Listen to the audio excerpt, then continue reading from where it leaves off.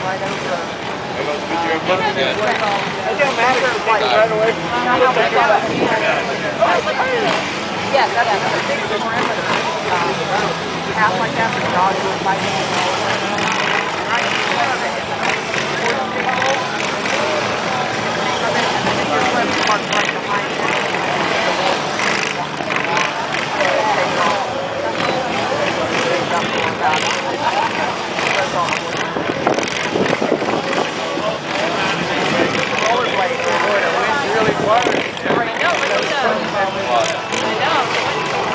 Miles around, that kind of wide, yeah, they have a little rest stop, water and stuff in place. Really appreciate that part, right?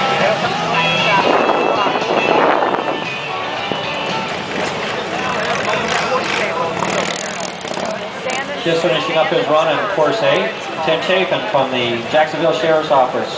In the middle of the course now is Jeff Newman from Fort Lauderdale Police Department.